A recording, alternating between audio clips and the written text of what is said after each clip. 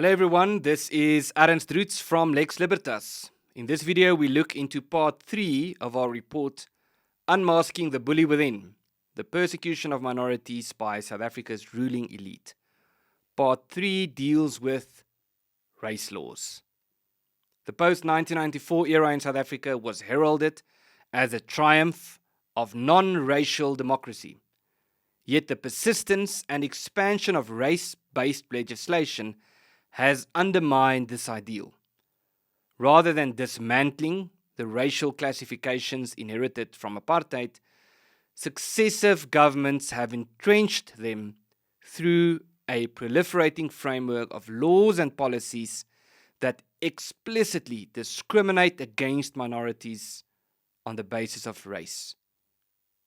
These measures, primarily justified under the banner of redress for historical injustices, have instead institutionalized a new form of systemic discrimination against minority groups, particularly against white, colored, and Indian people in South Africa, by imposing barriers to employment, economic participation, and property rights. South Africa now has more race-based laws than at the height of apartheid. By 2025, estimates place the number of operative statutes, regulations, and policies referencing race or using race as a proxy for how people ought to be treated at more than 145, with the majority of them introduced since 1994. This represents a continuation and an intensification of attempted racial engineering, where the state classifies citizens into categories, black, colored, Indian, and white, to allocate opportunities according to these categories, often or usually at the exclusion or the disadvantaged of non-black groups.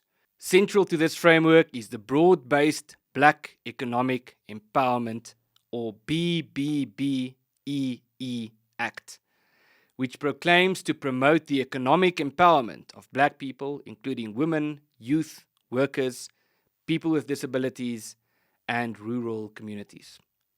It does this, or it seeks to do this, through strategies like increasing ownership and management of enterprises, skills development, equitable workforce representation, preferable procurement, and targeted investment.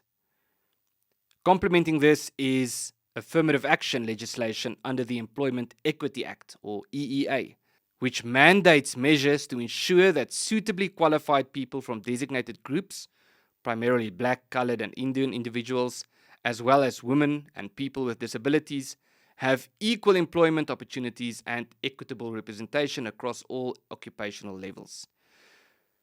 Now, these regulations may appear benign or even progressive at first glance, but they mask race-based rules with terms like redress and equal opportunities.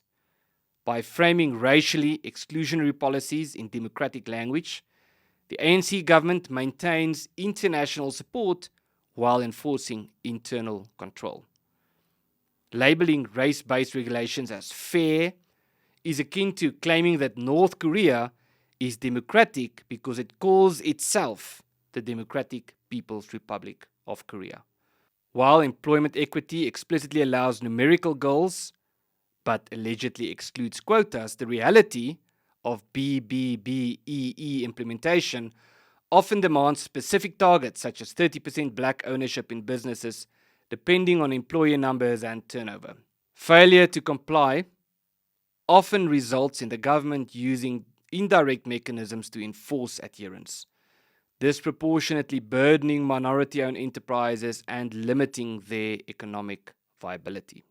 Broad-based black economic empowerment operates via a scorecard system for certification, where small to medium-sized companies incur annual audit costs ranging from 10,000 South African rands to 30,000 South African rands. It has been estimated that broad-based black economic empowerment and affirmative action impose annual compliance costs of 145 to 219 billion South African rands, equivalent to 2 to 4% of GDP, and have contributed to cumulative economic drag exceeding 5 trillion since their inception. Non-compliance leads to exclusion from government contracts, tenders, and supplier databases, as well as reputational damage that can deter clients and investors. Entities misrepresenting compliance face fines of up to 10% of annual turnover, criminal prosecution, or imprisonment for up to 10 years. Re-audits, if required, can cost between 50 and 300,000 South African rands, further straining minority-led businesses that may not qualify for preferential treatment. While broad-based Black economic empowerment's stated intent is to redress historical injustices, it has often exacerbated inequalities, particularly for minorities who face de facto exclusion from opportunities reserved for designated groups. Polls from the Institute of Race Relations indicate that only about 15% of Black South Africans have reported benefiting from BBBEE, leaving over 85% unaffected.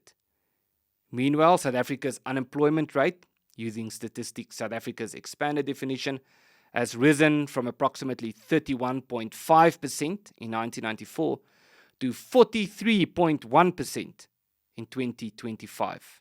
Which means that as these so-called pro-Black policies have been implemented, Black people in South Africa have become poorer.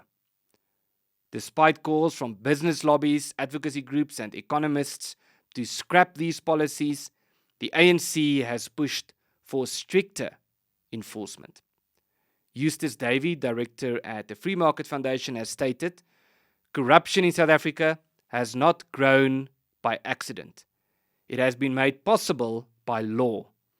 The policy of Black economic empowerment, presented as a means of redress, has in practice become the legal and moral cover for large-scale theft." Professor William Gumede has noted that BEE only benefits a very small group of politically connected people. The same people empowered again and again, and described it as state-sanctioned looting under the guise of empowerment. Yet, Deputy President Paul Mashatile, in a 2025 National Council of Provinces session, hailed broad-based Black economic empowerment's so-called transformative success and insisted that it is not a failed policy. In fact, he said, "I think it must be implemented more rigorously." When pressed on its failures and economic impediments, Mashatile equated scrapping broad-based Black economic empowerment with going back to apartheid. So ironically, the claim is that getting rid of racial exclusionary laws implies going back to apartheid. Racial quotas under affirmative action have extended beyond economics into nearly every societal sphere, often marginalizing minorities. In 2019, South African schools athletics issued a memo requiring at least 40% of district, provincial, and national primary and high school athletic teams to compromise so-called players of color. Although withdrawn amid backlash, the broader sports transformation framework persists under national oversight bodies. In 2012, the Jacaranda Children's Home in Pretoria lost corporate support because 70% of its orphans were white, failing to meet Black empowerment criteria for funding. In 2023, the Department of Water and Sanitation proposed draft regulations tying water use licenses to minimum Black shareholding thresholds of up to 75%, drawing outrage from agricultural communities already facing resource constraints. In 2024, the IRR sought to have a meeting with the South African Human Rights Commission to address the surge in race laws, noting at the time 141 racialized acts of parliament in operation, up from 52 in 1996. Campaign manager Makoni Maya stated, "Simply put, There have never been as many race-based laws, regulations, and directives in South African history than today, not even at the peak of apartheid. During the apartheid system, the ANC led the fight against racial segregation. Walter Sisulu, a prominent ANC leader, declared that the fundamental principle in our struggle is equal rights for all in our country, and that all people who have made South Africa their home by birth or adoption, irrespective of color or creed, are entitled to these rights. It is now clear that the ANC's critique of race laws before 1994 was only a power move and not a genuine condemnation of race discrimination. The ANC called apartheid a crime against humanity due to race laws, expropriation of property, and double standards with regard to freedom of belief and freedom of speech. Now they are violating all these things they once claimed to champion.